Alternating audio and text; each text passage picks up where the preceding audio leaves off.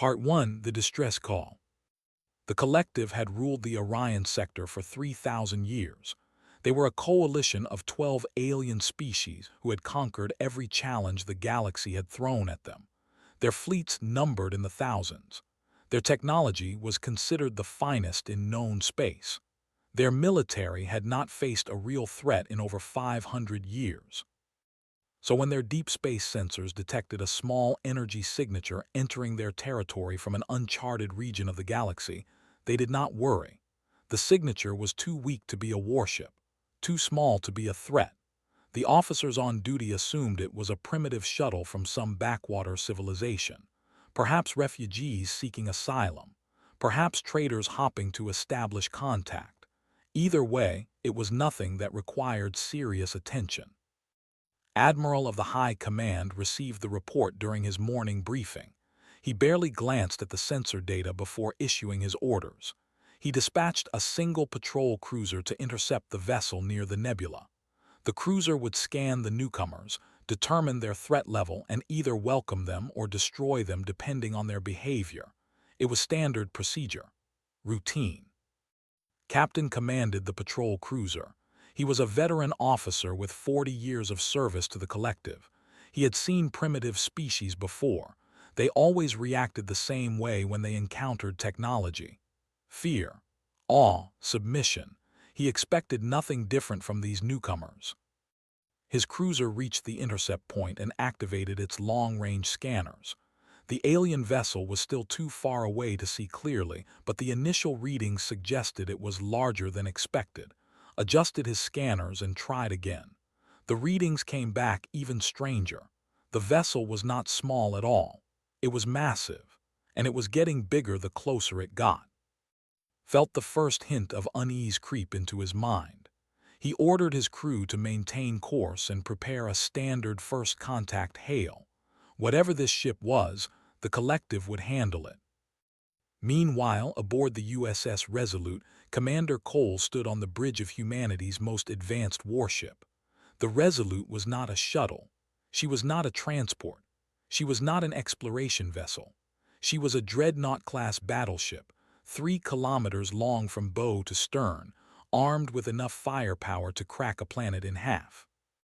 Was a tall man with gray hair and tired eyes. He had been fighting wars since he was 18 years old. First against other humans during the solar conflicts, then against the Syndicate, the machine empire that had emerged from the outer rim and begun consuming human colonies one by one. He had watched friends die. He had watched worlds burn. He had buried his wife and his son in the ashes of a colony that no longer existed. Now he was on a mission that would determine the fate of his species. Earth was under siege. The Syndicate fleets were closing in from every direction. Humanity needed allies and had been sent to find them. The Resolute had traveled farther than any human ship in history, crossing vast stretches of empty space in search of civilizations that might help them survive. The alien signal came through the communication array. Lieutenant Morgan, the ship's communications officer, translated it quickly. She was young, barely 25, but she had a gift for languages that had made her invaluable on this mission. She looked up with concern on her face. The aliens were ordering them to surrender. They were demanding that the Resolute cut its engines, lower its shields, and prepare for boarding. They were threatening destruction if humanity did not comply. Listened to the translation without expression. He had expected something like this. First contact with alien species rarely went smoothly. He had hoped for better, but he had prepared for worse. He asked to open a channel to the alien vessel. He would try diplomacy first. He would explain who they were and why they had come. He would offer friendship and trade and alliance. If the aliens were reasonable, perhaps they could avoid unnecessary conflict. Opened the channel and spoke. He introduced himself as the commander of a vessel from a distant region of the galaxy. He explained that his people were at war with a terrible enemy. He said that humanity sought allies and friends, not conflict. He asked for permission to speak with the alien leadership. The response came back cold and dismissive. The alien captain did not care about humanity's problems. The collective did not involve itself in distant wars. The newcomers would surrender or be destroyed. There was no third option. Closed the channel and sighed. He had really hoped this would go differently. Lieutenant Commander Hayes, the ship's tactical officer, reported new contacts on the sensors. More alien ships were approaching. 15 cruisers, all heavily armed, all moving into attack formation. The single patrol cruiser had called for reinforcements. Studied the tactical display carefully. The alien vessels were impressive by galactic standards. Their weapons were powerful. Their shields were strong. They moved with the confidence of a military force that had never known defeat, but had spent his entire life fighting enemies that him. He had learned to read opposing forces the way other men read books, and what he saw in these alien ships was something dangerous. Complacency. These aliens had ruled their sector for 3,000 years. They had forgotten what real war looked like. They had forgotten the desperation of fighting for survival. They had grown soft and arrogant and blind. Did not want to fight them. He had not come here to make enemies, but he would not surrender his ship and his crew to aliens who saw them as primitives to be captured and studied. He turned to his executive officer, Commander Mitchell, and ordered the crew to battle stations. The Resolute came alive around them. 12,000 men and women moved to their posts with the precision of a species that had been at war for 300 years. Weapons systems powered up. Shields reached full strength. Targeting computers locked onto the approaching alien fleet. Watched the alien ships draw closer. He gave them one final chance. He broadcast a warning on all frequencies. He told them that the Resolute was not a shuttle. He told them that humanity did not want war but would not accept surrender. He told them to stand down and open peaceful negotiations. The alien admiral responded with a single word. Attack. Closed his eyes for just a moment. When he opened them again, all the weariness was gone. In its place was something cold and hard and absolutely certain. He gave the order. And the Resolute showed the galaxy what humanity could do. Part 2. First Impressions. The battle lasted exactly 4 seconds. Captain watched from his disabled cruiser as everything he believed about the universe came crashing down around him. His ship was dark. His engines were dead. His weapons were offline. His shields had collapsed so quickly that his crew had not even had time to register the attack. All around him, the other 14 cruisers of the battle group drifted helplessly in space. Not one of them had managed to fire a single shot. Not one of them had even completed their targeting solutions before the human vessel had torn through their defenses like they were made of paper. Had been a military officer for 40 years. He had trained countless cadets. He had written tactical manuals that were taught in every military academy in the collective. He had believed, truly believed, that no force in the galaxy could challenge the might of the fleet. He had been wrong. The human vessel hung in space before them, utterly undamaged. Its weapons had not even powered up to full capacity. Its shields had not fluctuated at all. It had disabled 15 warships with what now realized was barely a fraction of its true power. Aboard the Resolute, Commander Cole watched the disabled alien fleet on his. He felt no satisfaction in the victory. He had not wanted this. He had offered peace and been answered with aggression. Now 15 alien ships were crippled and drifting, and any hope of a friendly first contact had been shattered. Lieutenant Commander Hayes reported the damage assessment. All 15 alien vessels had lost propulsion and weapons. Their shields were down. Their communication systems were partially functional. Life support remained active on all ships. There were no casualties. Nodded slowly. That had been his primary concern. He had ordered a precision strike designed to disable without killing. The Resolute's weapons were capable of far worse, but had no desire to slaughter beings who were simply following orders. These aliens were not evil. They were just arrogant. and arrogance was not a crime worthy of death. Dr. Laura, the ship's chief science officer, approached the command chair with her analysis of the alien vessels. She was a small woman with sharp eyes and a brilliant mind. She had spent 20 years studying the Syndicate's technology, looking for weaknesses that humanity could exploit. Now she turned those same analytical skills on their new neighbors. Her report was thorough and slightly troubling. The ships were technologically advanced by galactic standards. Their weapons systems were powerful. Their shields were sophisticated. Their propulsion technology was impressive. By any reasonable measure, they should have been a serious threat. But they were approximately 2 centuries behind human military technology. Absorb this information with a heavy heart. Humanity had spent the last 300 years locked in constant warfare. First, the solar conflicts had torn human civilization apart. Then the Syndicate had emerged and forced humanity to evolve or die. Every generation had improved their weapons, refined their tactics, and pushed the boundaries of what was possible. War had made humanity strong in ways that peaceful civilizations could not imagine. They had known peace for 3,000 years. They had expanded their territory, grown their economy, and developed their culture without the pressure of existential threat. They had become complacent. They had stopped innovating. They had assumed that their ancient power would protect them forever. Now they were learning a harsh truth. The galaxy was not kind to species that stopped adapting. Admiral received the reports from the battle group with growing disbelief. His finest cruisers had been neutralized in seconds. His veteran officers had been humiliated by a single ship from an unknown species. The sensor data showed weapons systems that should not exist, shields that should not be possible, and power readings that everything the collective knew about physics. He demanded answers from his science officers. They had none. The human vessel was simply too advanced. It was like comparing a stone axe to a plasma rifle. The technology gap was so vast that the collective's experts could not even understand what they were seeing. Felt something he had not experienced in decades: fear.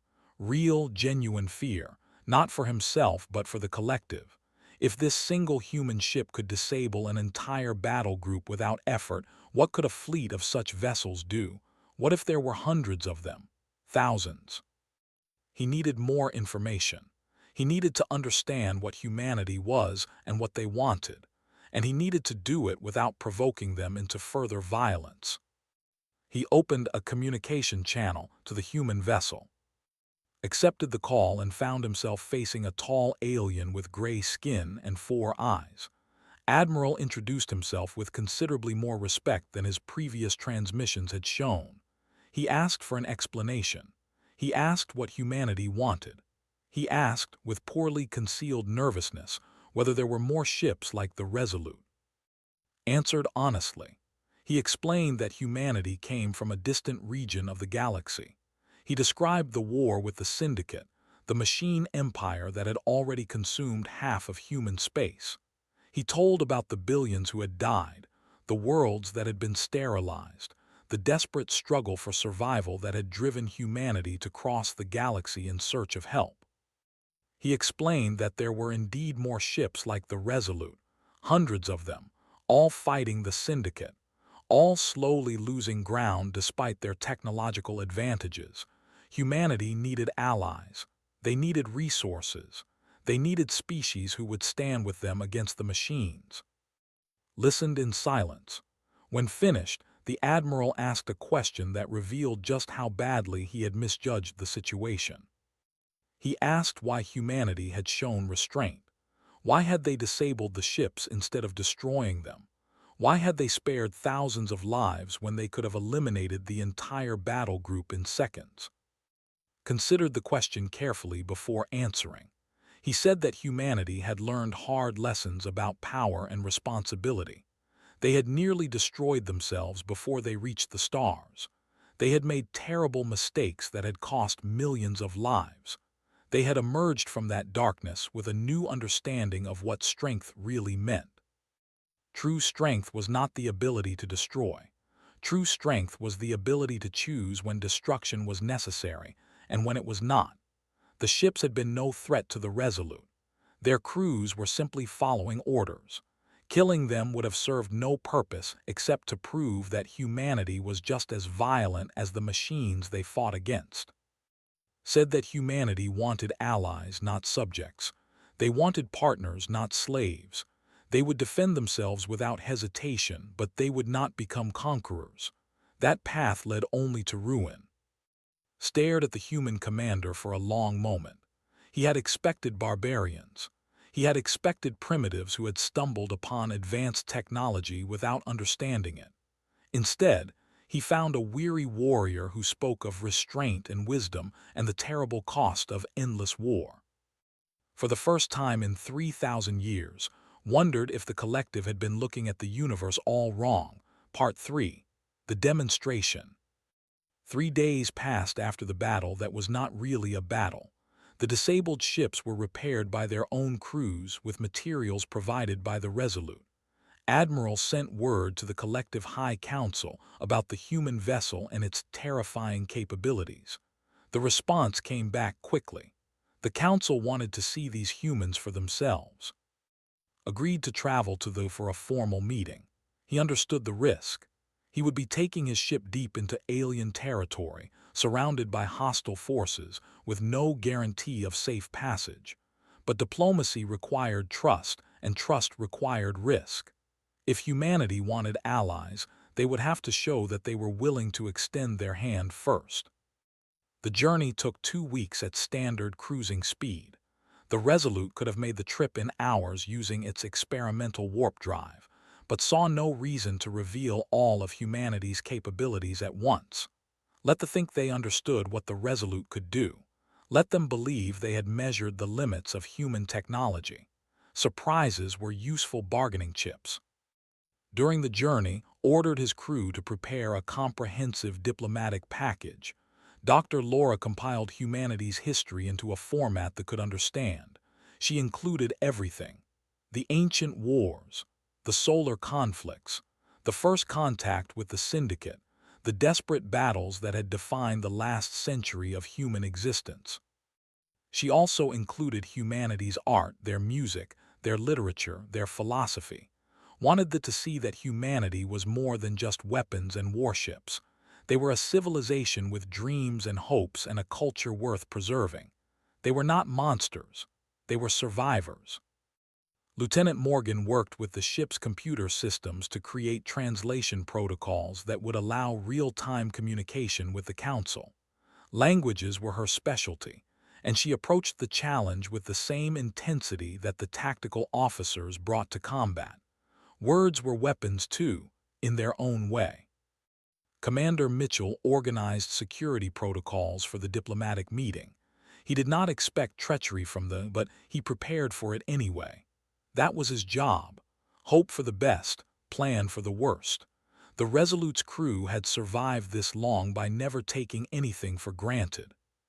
When they finally arrived at the site took breath away. The planet was beautiful. Blue oceans, green continents, white clouds swirling across a pristine atmosphere. It reminded him of Earth before the Syndicate attacks had the surface with nuclear fire and orbital bombardment. Hundreds of warships surrounded the planet, studied the fleet with professional interest. The vessels were well designed and well maintained. Their commanders had arranged them in defensive formations that showed competence and training. These were not incompetent fools. They were simply outmatched by technology they could not comprehend. The High Council met in a vast chamber at the heart of the planetary capital. 12 species sat around a circular table, representing every member of the collective. Some were humanoid. Others were so alien that had difficulty understanding their body language. All of them watched the human delegation with a mixture of curiosity and fear. High Counselor led the session. She was ancient by standards, her gray skin wrinkled with age, her 4 eyes clouded but still sharp. She had served on the council for over 200 years. She had seen crises come and go. She had navigated political storms that would have destroyed lesser leaders. but she had never faced anything like this. She invited to speak.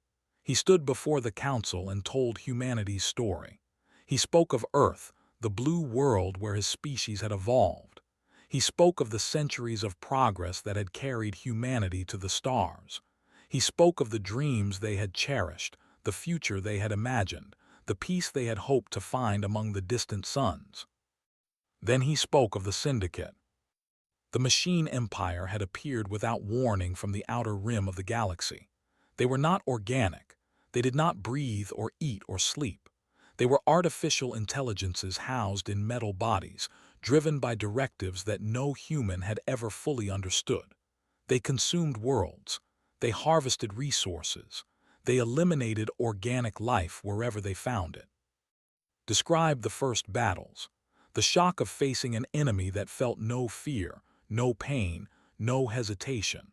The horror of watching entire colonies disappear overnight. The desperate scramble to develop weapons that could actually damage the machine fleets. He spoke of the cost: billions dead, hundreds of worlds lost, families torn apart, entire generations raised knowing nothing but war, children who grew up in bunkers, learning to fire weapons before they learned to read. And still humanity fought. Still they refused to surrender. Still they searched for ways to survive, to adapt, to push back against the tide of metal and fire that threatened to consume everything they loved. The council listened in silence. Some of them had never heard of the Syndicate. Others had dismissed old reports of a machine empire as exaggerated tales from distant traders. Now they saw the truth in its eyes, the weariness, the grief, the iron determination that came from fighting an endless war against an enemy that never stopped. Doctor presented her analysis of the Syndicate's expansion patterns. She showed projections based on current data. If the machines finished consuming human space, they would turn their attention elsewhere. They would expand into new territories. They would seek new resources, new worlds, new organic civilizations to eliminate. The collective lay directly in their path. Within 2 centuries, the first Syndicate scouts would reach collective territory. Within 3 centuries, the machines would overwhelm the fleets just as they had overwhelmed humanity's outer colonies. The same horror that had befallen Earth would befall every world in the Orion sector. Unless someone stopped them. Counselor studied the projections with growing concern. She asked what humanity wanted from the collective. What were they offering? What were they requesting in return? His answer was simple. Humanity would share their military technology. They would help the collective modernize their defenses. They would teach the how to fight the machines. In return, they asked for resources, for ships, for soldiers who would stand beside humanity against the common threat. This was not charity. This was not submission. This was a partnership between equals facing a danger that threatened them both. The council erupted into debate. Some demanded more time to consider. Others called for immediate action. A few suggested that the collective should simply destroy the humans now and hope the Syndicate never found them. Silenced them all with a single raised hand. She looked at with her ancient eyes and asked him one question. If the collective refused, what would humanity do? Met her gaze without flinching. He said that humanity would continue fighting alone. They would sell their lives as dearly as possible. They would make the machines pay for every world they took. And when humanity finally fell, when the last human died on the last burning world, the Syndicate would turn its attention to the collective anyway. The only question was whether they wanted to face the machines with humanity beside them, or face them alone after humanity was gone. Nodded slowly, she had her answer. Part 4, the Council's decision. The debate lasted for 7 days. Waited aboard the Resolute while the collective argued about humanity's fate. He spent the time reviewing reports from home, transmitted through quantum relays that connected the Resolute to Earth across impossible distances. The news was not good. The Syndicate had taken 3 more colonies in the past month. The defense fleet at Mars had been forced to retreat. The outer defensive line was collapsing faster than anyone had predicted. Time was running out. Inside the council chamber, the 12 species of the collective fought with words instead of weapons. They argued for caution. They demanded immediate alliance. They counseled isolation. They proposed a compromise that satisfied no one. High Counselor listened to them all. She had led the collective through countless crises, but this was different. This decision would shape the future of every species under her care. If she chose wrong, billions would die. She studied the human intelligence reports again and again. The syndicate was real. The threat was genuine. The projections were based on solid data that her own scientists had. The machines were coming, whether the collective acknowledged them or not. But could humanity be trusted? They were strangers from a distant region of space. Their technology was terrifying.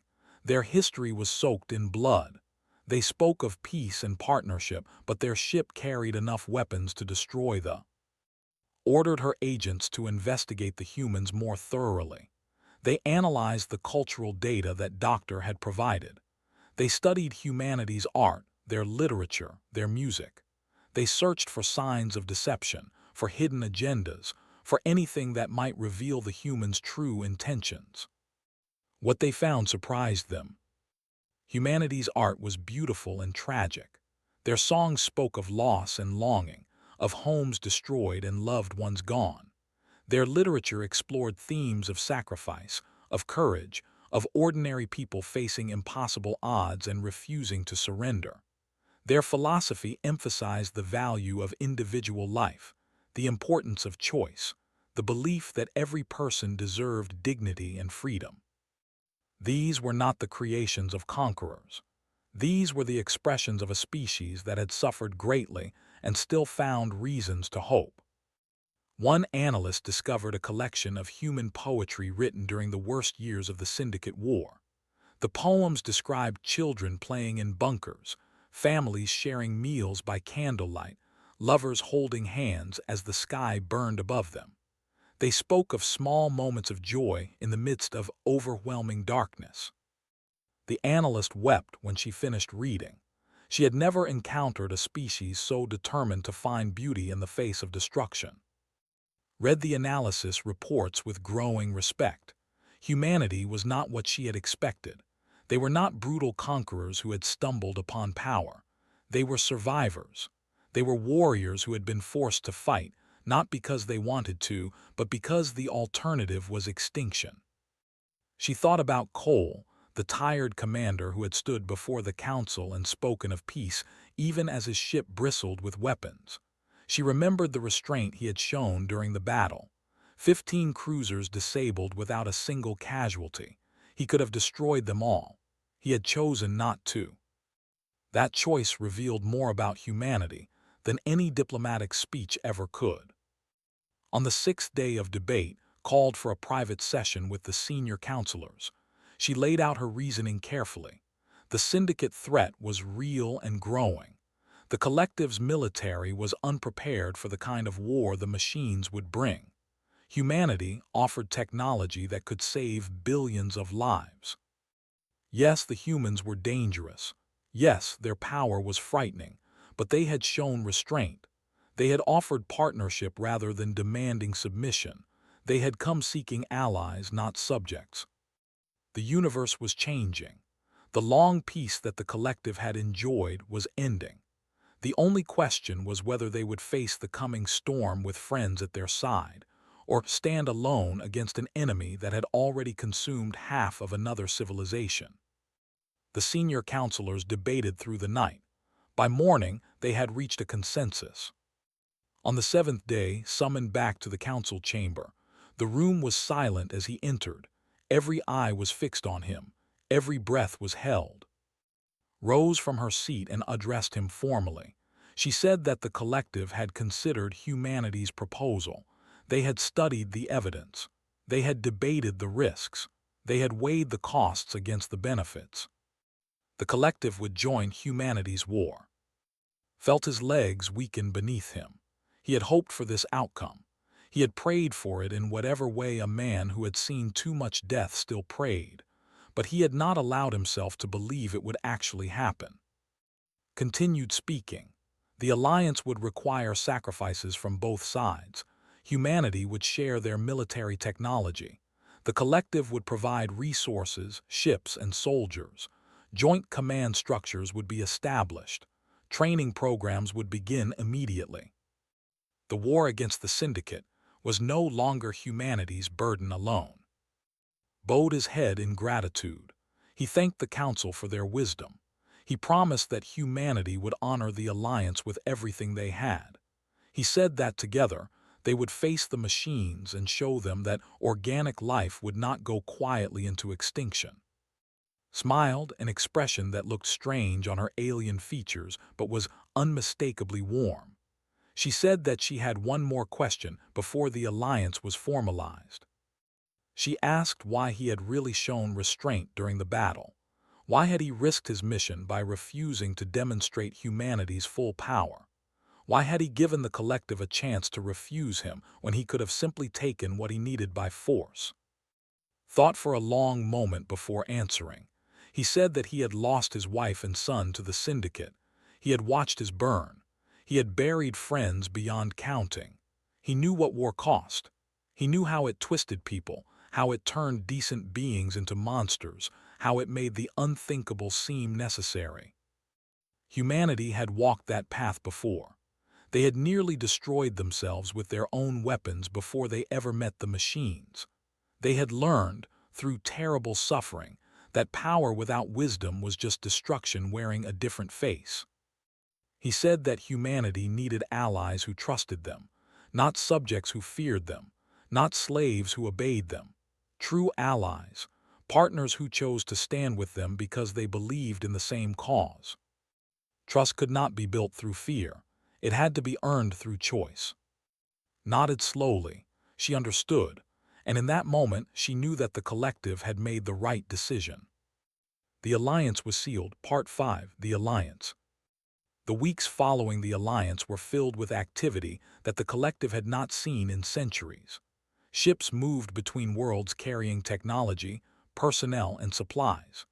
Military officers from 12 species traveled to the Resolute to learn about human weapons and tactics.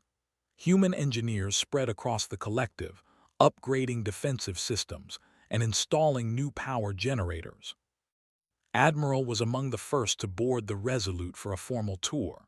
He walked the corridors of the human battleship with a mixture of awe and humility. Every system he saw was more advanced than anything the collective possessed. Every weapon was more powerful. Every defensive measure was more sophisticated. Chief Engineer Sam served as his guide. Sam was a heavy-set man with calloused hands and a practical manner that cut through ceremony. He explained each system clearly, without condescension, treating as a colleague rather than a defeated enemy. They visited the weapons bays first. Row after row of plasma lined the walls, each one capable of punching through the strongest shields the collective had ever developed. Quantum torpedo launchers sat in armored chambers, housing weapons that could destroy entire fleets. Point defense systems tracked invisible targets with precision that made heads spin. Sam explained that these weapons had been developed over centuries of war. Each generation had improved on the work of the previous one. Each battle had taught humanity new lessons that they incorporated into their designs. The Resolute represented 300 years of military evolution compressed into a single vessel. Asked how humanity had survived long enough to develop such technology. The Syndicate must have been overwhelming from the very beginning. Sam nodded grimly. He said that humanity had paid for their technology in blood. Every advancement came from desperation. Every innovation emerged from the ashes of defeat. The Syndicate had pushed humanity to the edge of extinction, and humanity had pushed back with everything they had. He showed the memorial wall. It stretched down an entire corridor of the ship, covered with names etched into polished metal. Thousands of names, tens of thousands, Each one represented a human who had died fighting the machines, sons and daughters, fathers and mothers, children who never had the chance to grow up. Stood before the wall in silence. He had never seen anything like it. The collective built monuments to victories, to conquests, to great leaders who had expanded their territory. Humanity built monuments to their dead. Sam said that every ship in the human fleet carried a wall like this one. It reminded them why they fought. It reminded them what they had lost. It reminded them that surrender was never an option, because the cost of victory was nothing compared to the cost of defeat. Placed his hand on the cold metal, touching names he could not read in a language he did not understand. In that moment, he finally understood what humanity was. They were not conquerors. They were not warriors who fought for glory or power. They were mourners who had learned to kill. The Alliance fleet assembled over the following months. Cruisers flew alongside human destroyers. Carriers joined formation with human carriers. Scouts ranged ahead of human reconnaissance vessels. 12 species learned to work together, to communicate, to trust each other in ways they never had before. Watched the fleet grow with something approaching hope. He had not felt hope in years. The war had ground it out of him, replacing it with grim determination and cold calculation. But now, watching the ships of a dozen civilizations prepare to fight alongside humanity, he felt something stir in his chest. Maybe they could actually win this war. Dr. Laura reported that the collective scientists had begun integrating human technology into their ships. The first upgraded vessels were rolling off production lines, armed with hybrid weapons that combined design philosophy with human firepower. They were not as powerful as human ships, but they were far deadlier than anything the collective had possessed before. Lieutenant Morgan had trained a corps of alien translators who could facilitate communication between species during combat. She had developed new protocols that allowed commanders to coordinate across language barriers in real time. The Alliance was becoming more than a collection of separate fleets. It was becoming a unified force. Commander Mitchell had established joint training programs that pushed alien soldiers beyond their limits. He taught them human tactics, human discipline, human determination.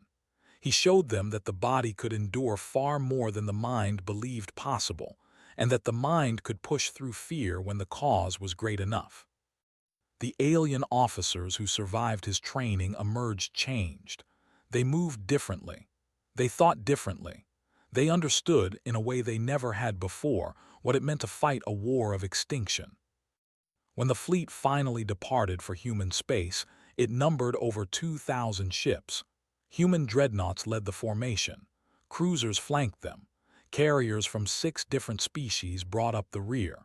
It was the largest combined fleet in galactic history. Stood on the bridge of the Resolute and watched the stars streak past as the fleet entered hyperspace. Behind him, his crew worked with quiet efficiency. Ahead of him, the Syndicate waited. Lieutenant Commander Hayes reported that they would reach human space in 3 weeks. The tactical situation was worse than when they had left. The defensive line had collapsed entirely. Earth was under direct siege. The surviving human fleets were fighting desperate holding actions around the inner colonies. But help was coming. Opened a communication channel to the entire fleet. His voice carried across 2,000 ships, translated into a dozen languages, heard by millions of beings who had never seen Earth and were now prepared to die defending it. He told them that the Syndicate believed organic life was weak. The machines thought that flesh and blood could not stand against metal and circuits. They had calculated that fear and exhaustion would eventually break the spirit of any biological civilization. They were wrong. Humanity had been fighting alone for a century. They had been pushed back, beaten down, forced to watch everything they loved burn. But they had never surrendered. They had never stopped fighting.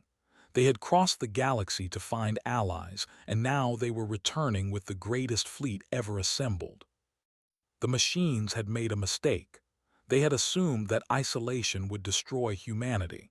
Instead, it had forged them into something stronger, and now humanity was not alone anymore. Said that the war would not be easy. Many of them would die before it was over, but they would not die alone. They would not die forgotten. They would die as part of something greater than any single species, any single world, any single civilization. They would die as members of an alliance that refused to let the machines win. The fleet emerged from hyperspace above Earth. The Syndicate forces turned to face them, sensors registering the impossible number of ships that had suddenly appeared. Machine intelligences calculated probabilities, assessed threats, adjusted tactical parameters. For the first time in a century, those calculations returned a result the machines had never encountered before. Uncertainty smiled grimly as the battle began.